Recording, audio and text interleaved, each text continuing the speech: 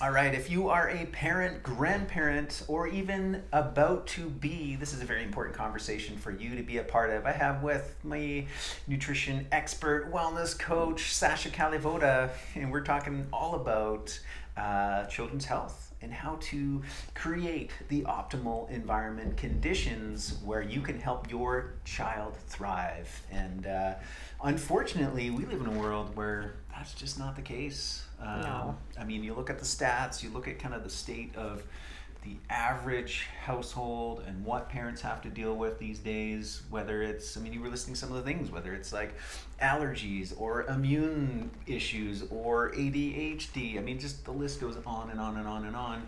And yet, there's such a simple foundation that can be created to just avoid all that. Oh, yes. Yeah. And anxiety and things that we never used to really equate with children is anxiety, depression, suicidal ideations, actually committing suicide, right? Like anaphylaxis, inability to digest so many different things, skin irritations and eczema and worse. It's just, we are doing our disservice to our children. Yeah. So right? You're on a mission inspiring, already parents to be, instead of gifting somebody, what to expect when you're expecting. Or some such book, right? Piece of non-wisdom. What can go wrong now book during your pregnancy. Mm-hmm. Yeah. So, I guess the point of this is that there's so many solutions, there's so many resources, and you're one of those individuals. So we wanted to just kind of get you on, chat about that, kind of expand people's horizons, maybe inspire them to take some different action, a different path, which is a path of service to themselves, but also to their children, to the next generation. It's scary when you think about the average family, the average child, and where we're moving. Humanity. We've lost so much wisdom. We've lost just a reasonable amount of health. The health and the morality. Like there's so many things too. Like when I was pregnant, this started for me when I was pregnant. I wish it had started prior to conception, right. When I was because even the energy of conceiving is going to change. It actually, we think the strongest sperm is going to make it to the egg. That's actually not the case with so I've interviewed all these amazing experts. And Laura Uplinger, who's a great speaker and wisdom sharer on conception, will tell you that depending on that intention and what your frequency is resonating at, that is the sperm that you're going to attract to fertilize that egg. Totally. That's going to change the whole human being that you start gestating in your womb, right? Yeah. So it not only comes down to nutrition, but it comes down to mental and emotional factors, where you're at spiritually, and in that moment, in that connection, right? The conception. Right. Was it an intentional conception? Was it an oops? Was it, oh my God, I'm pregnant, I don't want this baby? What that energy is going to imprint on your baby. Normally you go to your doctor, you get your checkup, and they're like, you're taking your prenatal, they measure you up, and that's about it. It's like not about what's your environment like, what's your relationship like, do you have a support circle, have you thought about the kind of parent you're going to be, have you thought about the type of birth that you want to have, what kind of environment you want that birth to occur in. Have you been connecting with your child as it's developing in the womb? Have you let it know that it's wanted and loved and supported?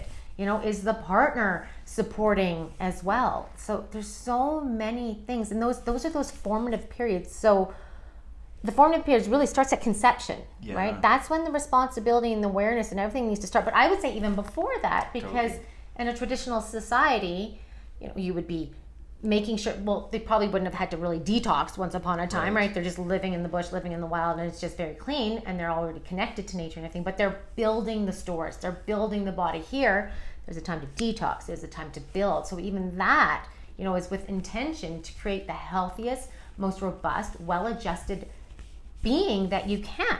Yeah. Right? And how many people actually even think about that? They think, oh, I'm this age, I've had one baby, I need another one. And we don't think about that. We think about timelines. Right, exactly. And convenience and how it's going to play into the career and how it's, and obviously one needs to think about that, but we need a much broader picture. So if if this is going to be in your future and you're listening to this and you're willing to kind of be open and take action, then power to you.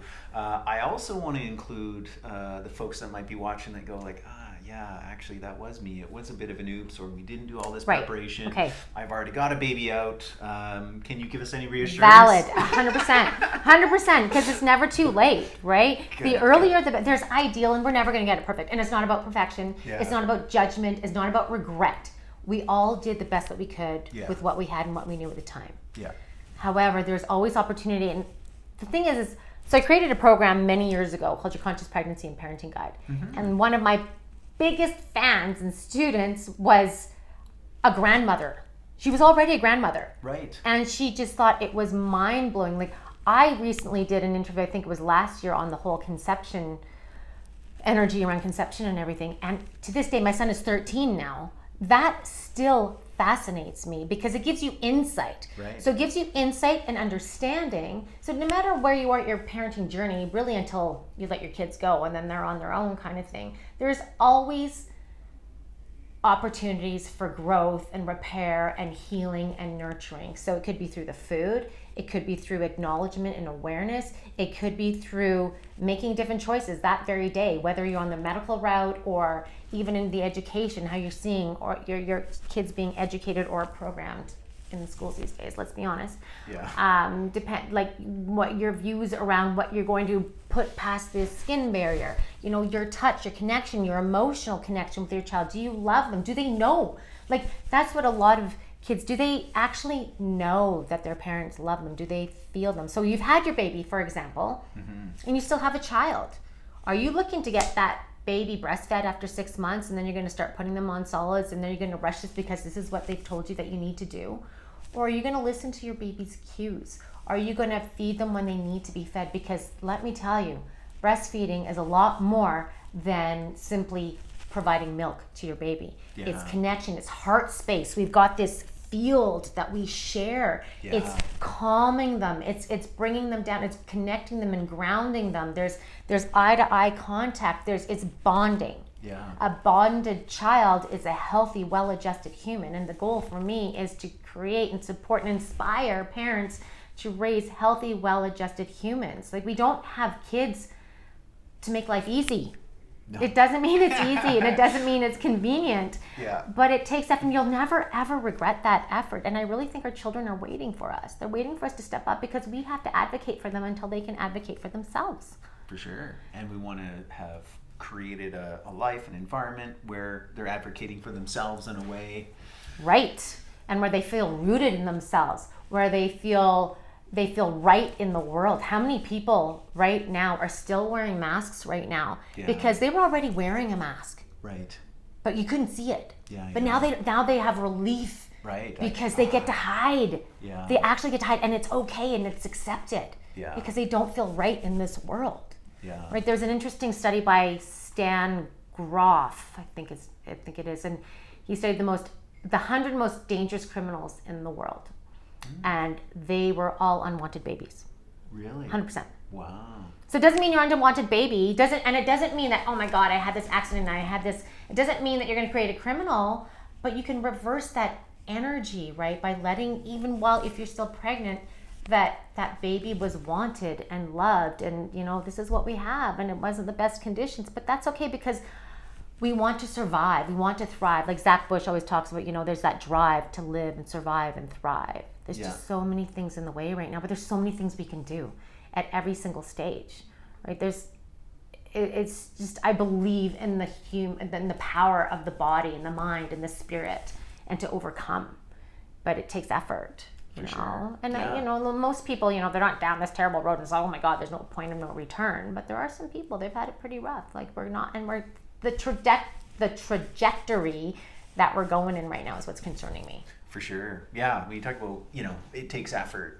What also came to mind, it takes going against the grain. It takes swimming upstream, counterculture. 100%. And being okay being Right. there and willing to go there. Yeah. Because another thing that I would encourage parents is to encourage in their children to not depend on the good opinion of others. Right.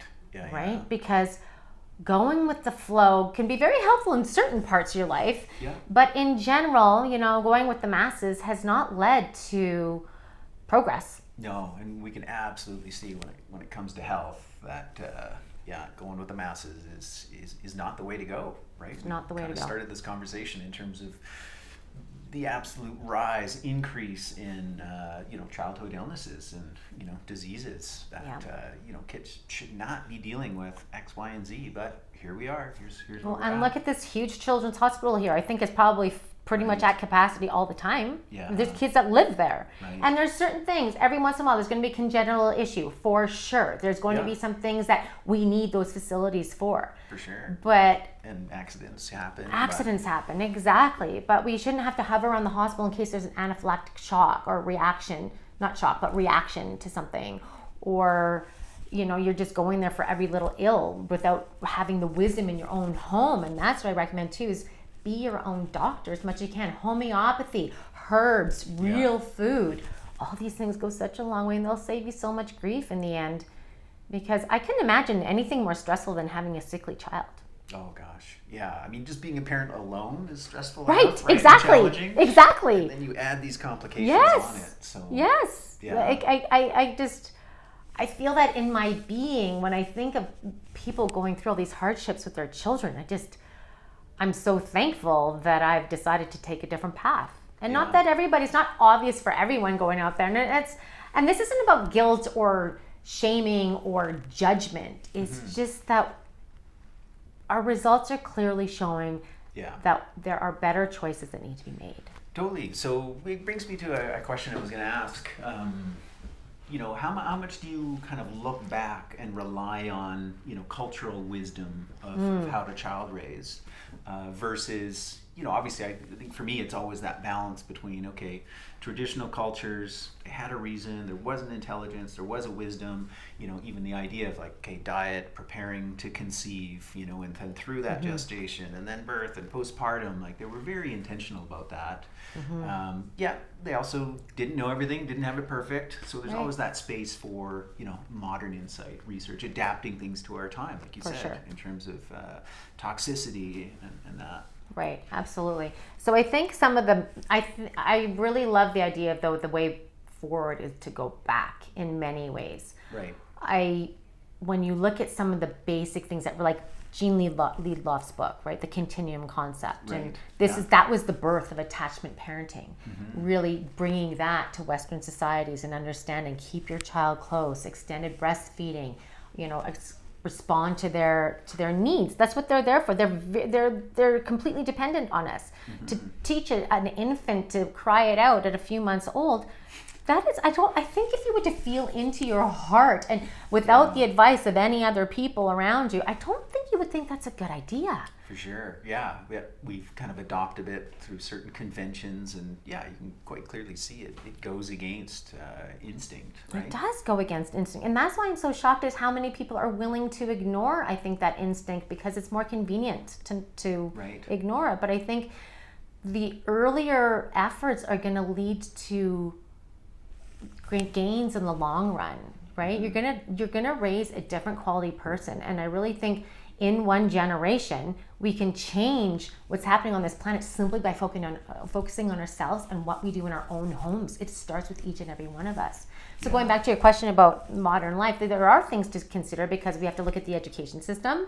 We have to look at how we put everybody with the same ages. Is that a natural thing? Maybe there's also calling for new systems modeled on old ways to be recreated, right? When you have a true village, when you've got different age groups supporting everyone, then everybody wins. Everybody wins that way. And when you look at the history of education, for example, in compulsory schooling, it's not benevolent. No, for right? sure. It's not a benevolent, that's not there for our needs. And then we have these ideas about curriculums and things like that we have to follow. And it really hasn't evolved, from its original purpose. It's modern. As humans began to industrialize, move into city centers, parents were working in those factories, it's like, oh, what do we do with the kids? You know, Right. it's like, well, let's set up a little, basically a daycare that will train them to be good factory workers. You know, okay, Yeah. bell rings, start, stop, repeat after me. You mentioned about instinct, how we're no longer following our instincts. Well, how many, you know, years or generations of this type of schooling that, you know, well, here's how you succeed. You got to do X, Y, Right. and Z. We're not, encouraging that other way of being or thinking. We're following because this is what we're told to do, and this is what you do, and this is when you do it. And with the school system, one of the major reasons for its being is to create predictable behavior. Right. So they know when they put something out there, they know how generally the masses are going to respond because they've been training that in people since we. Yeah. And so I think the early times of really focusing on supporting the child and their child's needs, because the thing is, what's interesting is, say, for example, how that could affect later on in life is, say you have a 2-year-old. Well, a 2-year-old's major drive is to maintain a connection with the primary caregiver and to explore everything in his or her world. Yeah. Everything, like touch it, feel it, climb it, taste it, Taste it, whatever, yeah. take it apart, right? So, but it's very confusing for that child when you have a caregiver that says, no, bad, don't do that. Because they have the drive to do that. They have the internal need to do that, but yet they also need to maintain their connection with you. Right. So what kind of an internal struggle is already being created? It's like, am I wrong? Yeah. Like they're already questioning themselves. Am I wrong to think this and to do this? And well, they must know they're the one that takes care of me, right? So they start questioning themselves from the very beginning because that's what they've been trained. That's what's been trained in them. Right. You know. So and that will. A lot of these things that we do in the early days are going to show up in the teen years and in the adult years, and it looks very different. Like we never stop needing what we didn't need, what we didn't get when we needed it. Right, that unfulfilled need. Right, continues. those unfulfilled needs. But it looks very different as an adult Right. than a child. Like say a child, you know, a child you can understand if they're wanting attention, but it's a very different. Yeah. It has a very different energy around it when it's an adult going through that, right? But they never resolved it. Yeah. So my goal is to help support and inspire the raising of children that don't need to recover from their childhoods. Right. Right? Like, Yeah. we all, and we think, oh, we're never going to do what our parents did. And then we turn around and we just go and do it. Yeah. It's just, it's The amount of crazy. unlearning that we have to do after all the. And that's a good Conventional word. learning. There's Yeah. a lot of unlearning that needs to happen, but it just takes being open. And I think when I talk to people who don't live this way, pretty much always they're very open and it makes sense to them. Yeah. It really makes sense because I think it awakens something in them that they probably would have come to some degree on their own if they didn't have all this other Right. noise, Yeah. you know, directing them very intentionally to a very specific way of living and being. So Yeah. Yeah. As you're talking about children and carrying those patterns forward, it reminds me of something that Daniel was talking about, and he said a word for it, like basically, you know, old age without wisdom. We have a lot of old people. right, oh yeah, but we have a lot of old people, we don't have elders. Yeah. No Right? elders, right? Exactly. Where are the elders? Where are the ones that can sit there and teach you and you know, fascinate your children with all their wisdom? Right. Right? We're losing them very quickly. Yeah. So let's talk about kind of specifically the wisdom that you offer, that you're trying to bring into the world to empower other parents to, you know, help themselves, help their children. Is there a particular, we've already mentioned, and I just want to kind of narrow it in here, if somebody's got a teenager and they're like, well, should I be listening to Sascha? Is this the kind of thing that she talks about? Or is it really more that, hey, I'm thinking about it, we're committed, we're going to have a child, we're in that preconception, conception, the gestation, the postpartum, to, you know, what's Early kind childhood. of, what's So, the well, range? my program, Conscious Pregnancy and Parenting, it's really to set up from prior, but all the way up to the early years of parenting. Right. I think once you're at that teen stage, it will give you insight, and I think it's fascinating information, everything. Yeah. But I think that would probably be, like, I interview an amazing parenting coach, Naomi Aldort. And I love her because she says things that are she's such an advocate for the children. She's so respectful as a child for the full human that they are at the point that they are at in their lives. Right. and she advocates for them. So she says something that the child is always right. Doesn't mean you give them license. Doesn't mean that they can just do whatever because they're right, but they have a reason for it. Right. So as the parent and the responsible adult, it's up to us to understand that and to make some changes. So I would say working with her or somebody that's coming from a very conscious parenting perspective can be very enlightening to help open up some different ways of doing things, because that definition of insanity where you do the same things over and over again and get the same result. Yeah. Right? We're all there because it's kind of uncomfortable to move out of that, but it's also uncomfortable to stay there. But that comfort zone is killing us. There's no growth without discomfort. And we have to be willing to go there. Yeah. So, but I think the first for the parents at that stage is more being willing to say, oh, what's my role in this? And to know that it's not lost. It's just about being open. So my focus is more on parents or parents looking to have a second child as well, and just want to do it differently, because a lot of people learn the hard way that, I had my baby here, I did this, I did that. Probably not the best thing. I went against my instincts. I knew I shouldn't have, but I felt feeling pressured, and they want to do it again differently. Yeah. So that's more cool. So if that's you, or if you know somebody, or you're even just a grandparent and you want to take more of a kind of an active role, I know that can be a challenge sometimes, parenting through your children as they parent, but hey, there is always that role to play to help kind of guide and influence. Let's talk about some of the ways that folks can connect with you and really going to go in depth into some of the content and what you share. And I'll say kind of first and foremost is, I know that we've got a workshop coming up that you'll be presenting here, all about this journey, conscious pregnancy to child raising. Yeah. So I'm going to focus, that one is going to be more on the conception, the gestation period, and the early parenting years. Considerations around food, around connection, around environment, around the actual experience of it, the intentionality of it, and how that affects that, because there's so much imprinting going on. Because when there's a baby being carried in the womb, it's not just about nutrition and vitamins and minerals and combining proteins and creating the body. It's also about information. Right. And that information will affect the way the brain develops. You can have a baby that comes out with a greater capacity for intelligence, with a better formed forebrain, which will grow more after birth, or it's going to have a greater developed hindbrain because they're coming into a dangerous, stressful world. Right. They even have a different musculature in their body because they're ready to come out and fight and protect themselves.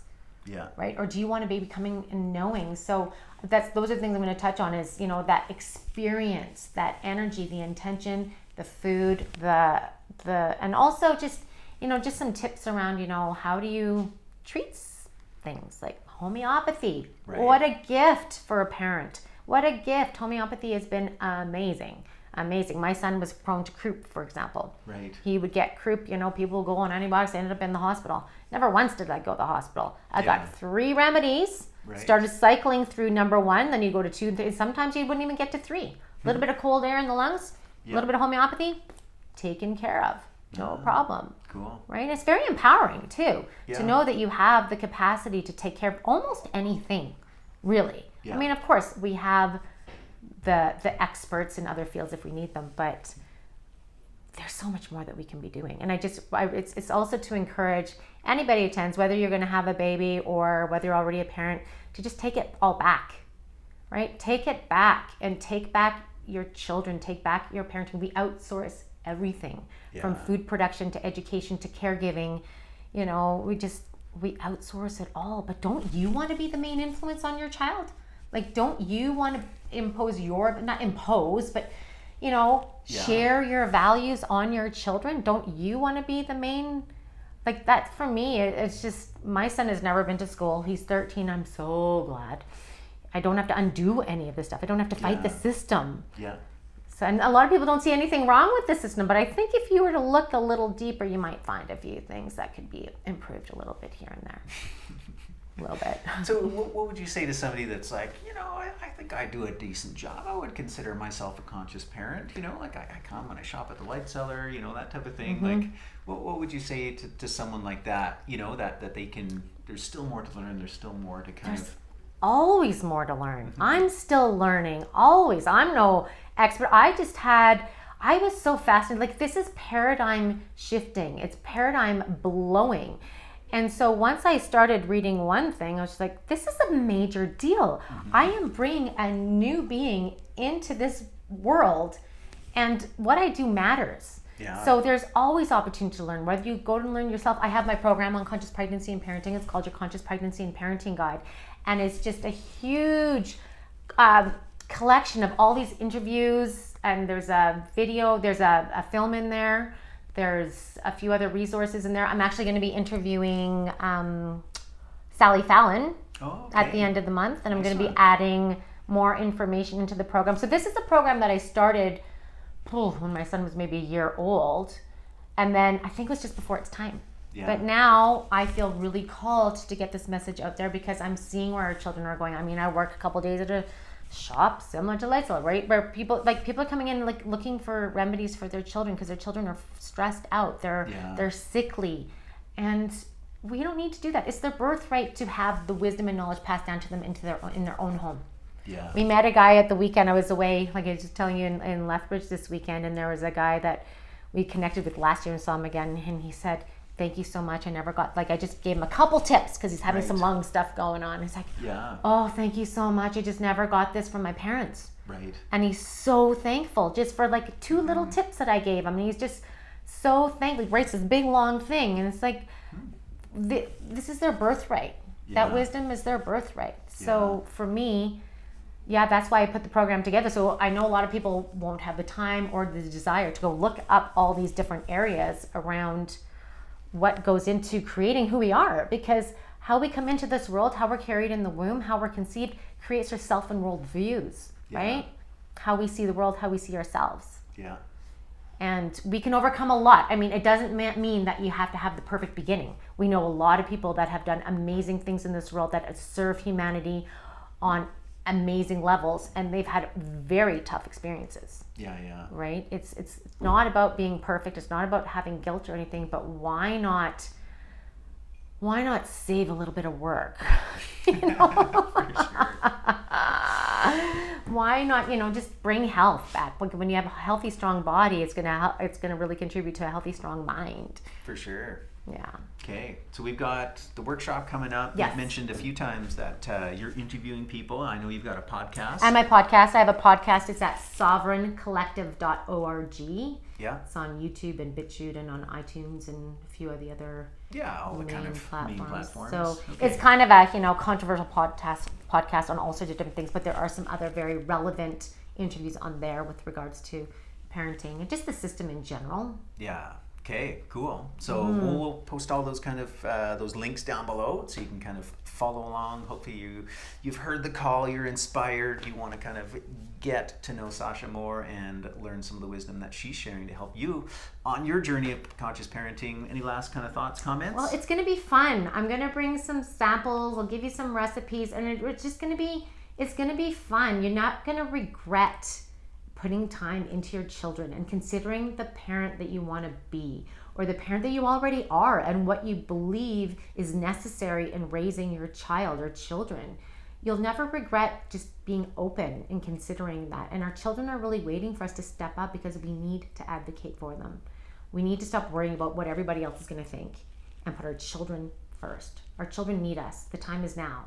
So I do hope to see some of you at the class here at the Light Cellar coming up shortly, and I hope to inspire you. And even if I give you 10 things to do, like, you don't have to do all of them. 1 thing, 2 things, that one event can be very, life-changing for a child, one way or the other. Yeah. Right? It might be one thing that was said and they just their self-worth just plunks into the toilet, or it could be like that one inspiring person or that one supportive constant in their life. And with that, they were okay. Yeah. So it doesn't take perfection. For And sure. I'm certainly not perfect. Yeah, No. and there's always more to learn and to work on and improve. So this is something that you can join online or in person. Again, details will be right below there, and yeah, look forward to see you at the event, and then definitely connect with Sascha on the social media. Start tuning into her podcast, and yeah, thanks for coming on, sharing your inspiration. Thanks, Malcolm. I'm also on Instagram at Sascha K Says, Sascha K Says, and Facebook as well. I'm Okay. over there. So yeah, Right on. thanks, Malcolm. I Yeah, for appreciate sure. this. All right, guys. Okay. Bye.